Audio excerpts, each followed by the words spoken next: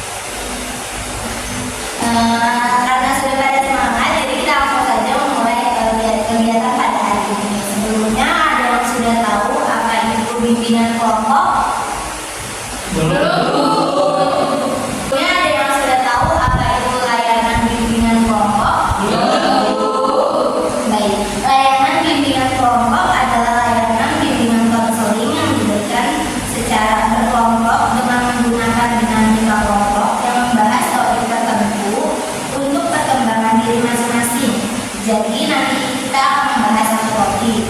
Dalam bimbingan filosofi ini ada 5 asas. Yang pertama ada asas kesukarelaan. Adik-adik semua datang ke sini sudah termasuk dalam asas kesukarelaan. Karena adik-adik datang ke sini tanpa paksaan. Jadi dari hati sendiri mau datang untuk mengikuti kegiatan pada hari ini. Yang kedua itu adalah asas keterbukaan. Adik-adik semua di sini dapat mengungkapkan pendapat dan tidak perlu khawatir karena dalam bimbingan filosofi pun ada asas kerahasiaan. Jadi pendapat yang adik-adik semua sampaikan pada kegiatan hari ini cukup sampai sini saja. Dan setelah kegiatan tidak boleh disebarluaskan karena itu termasuk dari asas kerahasiaan. Selanjutnya yang keempat itu ada asas kegiatan. Jadi adik-adik semua di sini diatur sesuai urutan. Jadi tidak bisa berdoanya di pertengahan, bertanyanya di awal tidak. Jadi asas kegiatan ini harus bersusun agar kegiatan berjalan dengan lancar seperti itu. Selanjutnya yang kelima ada asas kenormatifan. Contoh dari asas kenormatifan itu jadi kita diatur dalam bersikap, dalam berperilaku dalam kegiatan pada hari ini. Contohnya, semisalnya ada temannya yang menyampaikan pendapat, kita tidak boleh memotong pembicaraannya, harus menyelesaikan dulu. Kemudian kalau misalnya ingin bertanya, dari semua itu harus mengangkat tangan terlebih dahulu. Jadi tidak ada berebut omong gitu. Jadi yang enggak harus nunggu didengarin dulu kayak gitu. Pada kegiatan kali ini kita akan membahas tentang kenakalan remaja. Menurut kalian semua nih, kenakalan remaja itu kayak gimana sih? Ada yang tahu? Ya, ada lagi yang lain? Nongkrongnya itu kayak gimana maksudnya? Kan ada nongkrong.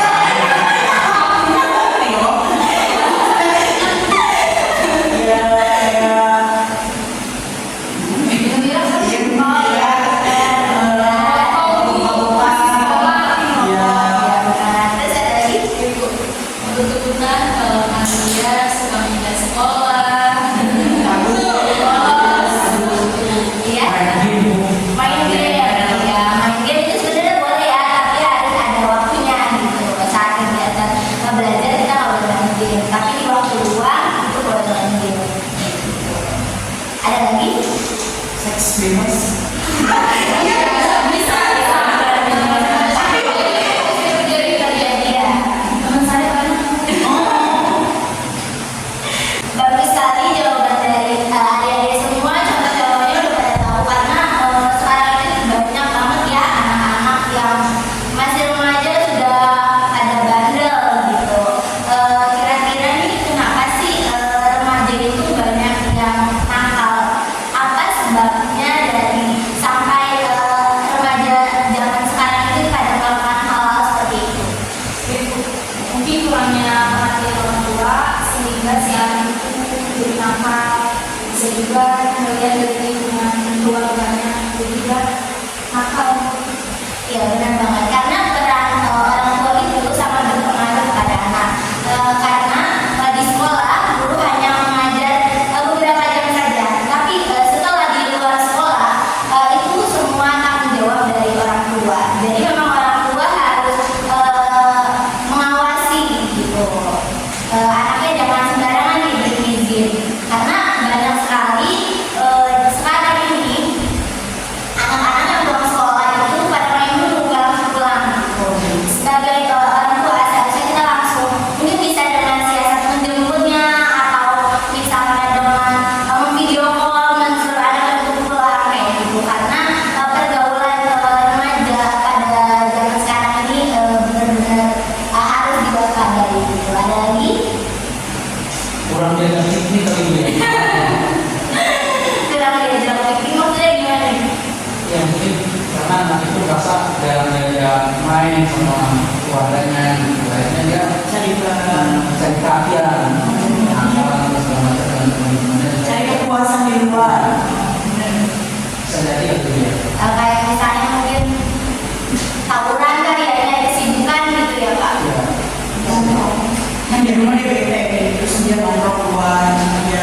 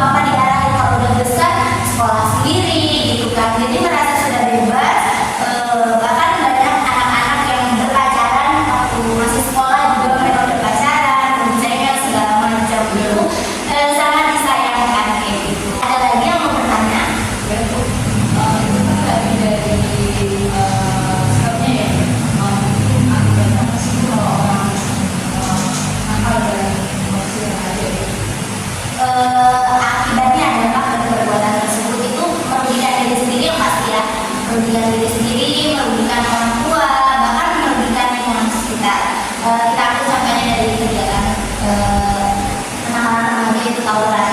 Tawuran itu merugikan diri sendiri karena pertama iya menyebabkan diri sendiri bisa jadi kan dianya meninggal mati gitu kan ya, merugikan dirinya sendiri, kemudian merugikan orang tuanya. Kalau misalnya takut polisi, orang tuanya dong yang harus ngurusin gitu, orang tuanya juga yang malu, ini anaknya nih gak bener, kasihan disalahin orang tuanya nih, ngedidiknya gak bener gitu. Selanjutnya di masyarakat, karena biasanya kalau tawuran itu di pinggir jalan atau misalnya di pemukiman warga, jadi bisa merusak bangunan, bisa kadang salah sasaran, jadi masyarakat yang kena kayak gitu, itu merugikan semuanya sebenarnya, merugikan diri sendiri, orang tua, keluarga, bahkan sekolah pun namanya itu jelek ya kan, jadinya berpengaruh besar terhadap masa depan anaknya. Ada lagi? Dari pergaulan bebas itu ya seks bebas ya bisa merugikan perempuan, si perempuan ini terus merugikan orang tua, pokoknya bikin malu orang tua tuh ya. Baik, terima kasih Amel karena sudah menambahkan dengan sekali. Jadi khususnya nih yang perempuan kita harus bisa menjaga diri gitu, karena kalau lagi berduaan itu banyak setannya. Iya, bener pun setan bu. Iya pasti. Ada lagi yang mau menambahkan?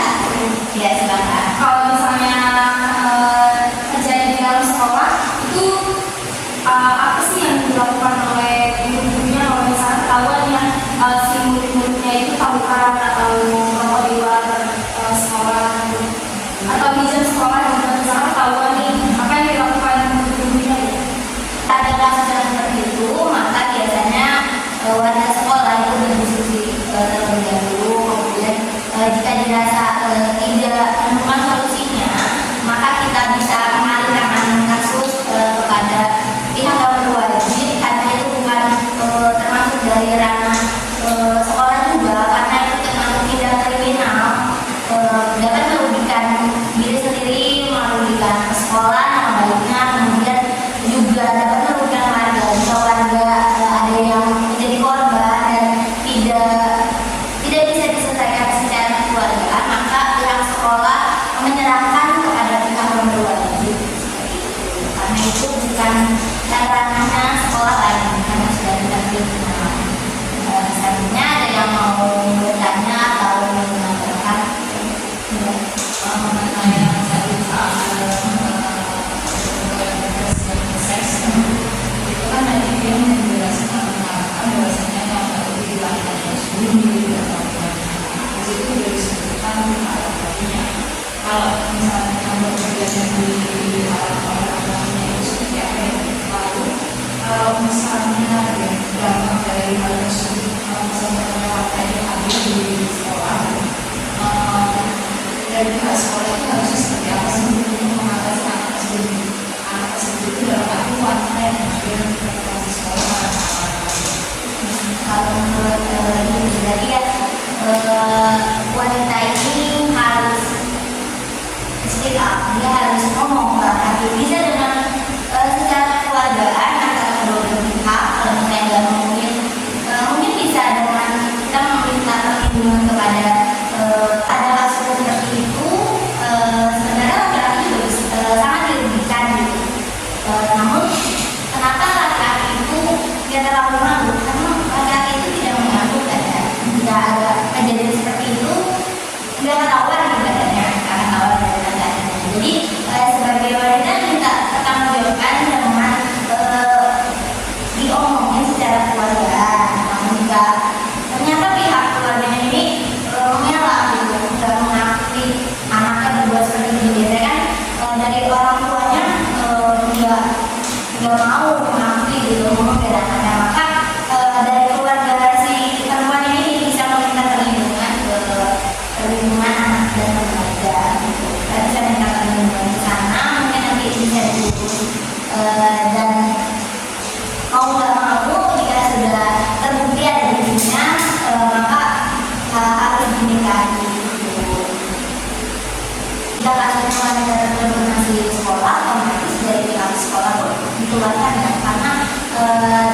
yang SD, SMP, SMA itu tidak boleh mengandung dalam masa sekolah, tidak boleh mengandung, maka harus dikeluarkan karena dikhawatirkan teman-temannya ada yang mencontoh, oh dia lagi ngandung nggak apa masih di sekolah, karena itu juga bukan hal yang baik gitu.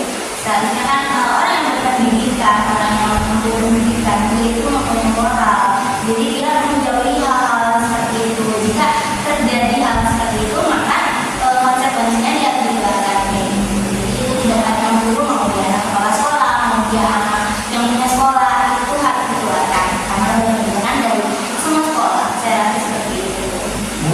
Terus kalau yang laki-lakinya dikeluarkan juga? Iya, laki-lakinya juga dikeluarkan, tapi ada sebagian sekolah yang tidak mengeluarkan dengan alasan karena itu nantinya akan bekerja gitu. Jadi kembali lagi itu kepada kebijakan dari sekolahnya masing-masing. Ada lagi yang ingin bertanya?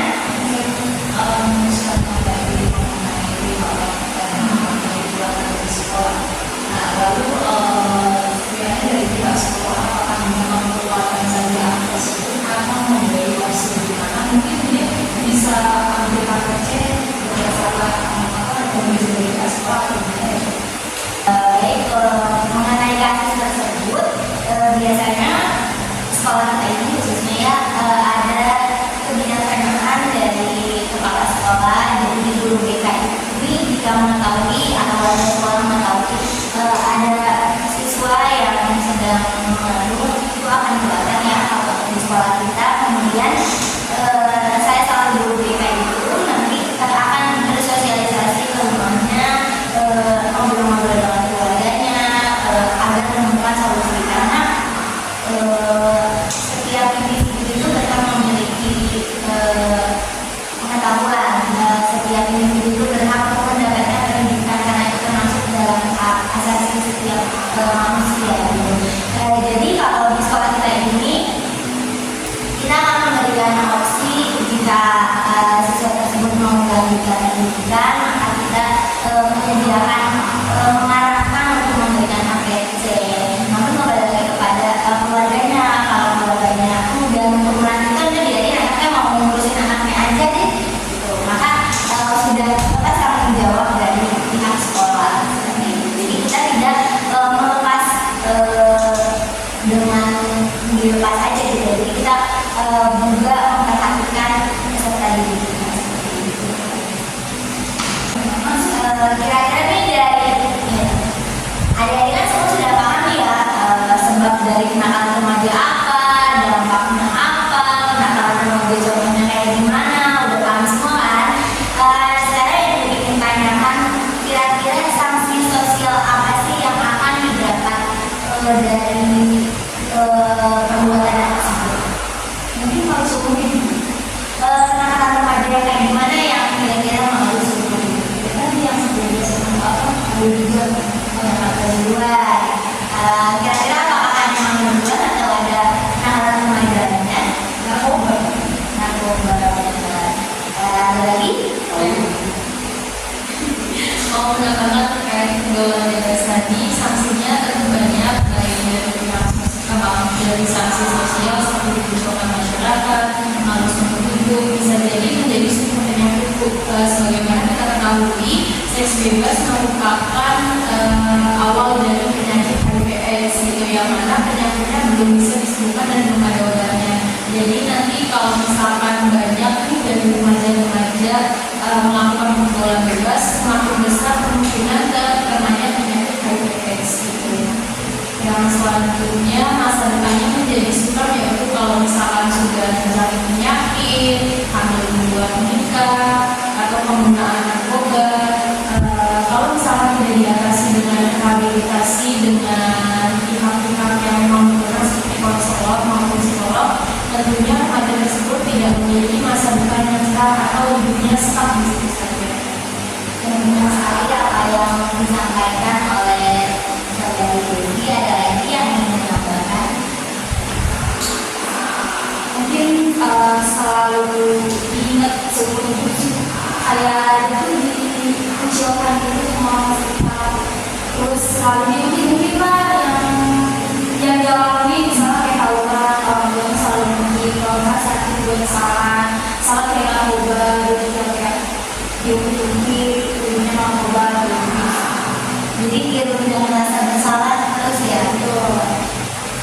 Selanjutnya ada lagi yang ingin menambahkan?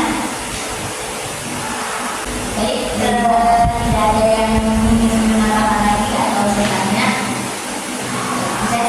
Tidak ada, saya sudah cukup kegiatan pada hari ini. Dapat Ibu simpulkan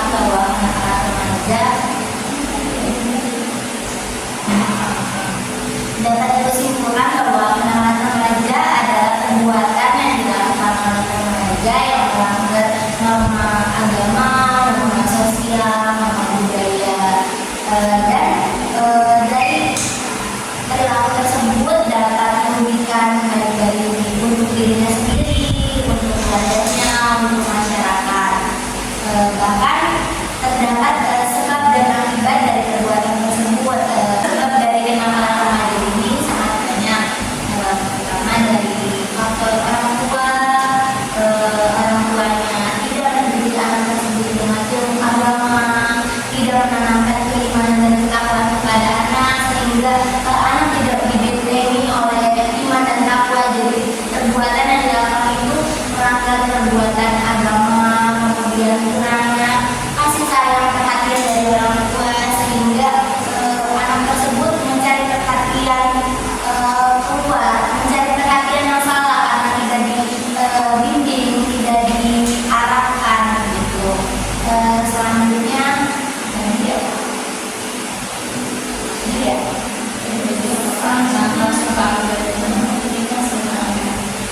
akibat dari kenakalan remaja yaitu ia akan malu seumur hidup. Benar apa yang dikatakan teman-teman kita, akan malu seumur hidup dalam artian dia akan diberikan rasa bersalah. Misalnya memakan, ingat kesalahannya, mau tidur bayangin kesalahannya. Bahkan kalau ada kesalahan-kesalahan yang dia lakukan itu akan disangkut pautkan ke kesalahan yang sebenarnya mungkin orang ini sudah tobat tapi akan terus diungkit, ya akan terus diingat, sehingga hidup tidak akan tenang, tidak akan damai, tidak akan nyaman. Selanjutnya jika kenakalan remaja ini yaitu seks bebas, bisa jadi dia akan terkena penyakit seperti yang disampaikan oleh saudari Dewi. Penyakit itu sampai sekarang memang belum ditemukan obatnya, karena itu termasuk, bisa jadi termasuk ajar dari Tuhan yang Maha Esa kepada orang seperti itu, karena itu benar-benar perbuatan yang sangat Allah tidak sukai gitu. Demikian kegiatan bimbingan kelompok pada pertemuan kali ini. Demikian kegiatan bimbingan kelompok pada kali ini. Ibu sangat berharap kepada dari semua agar ilmu yang dapat diterapkan, yaitu menjauhkan diri dari hal-hal yang berakibat buruk untuk diri sendiri, keluarga, dan lingkungan sekitar. Kita tutup kegiatan pada hari ini. Bagaimana pesan dan kesan dalam mengikuti kegiatan bimbingan kelompok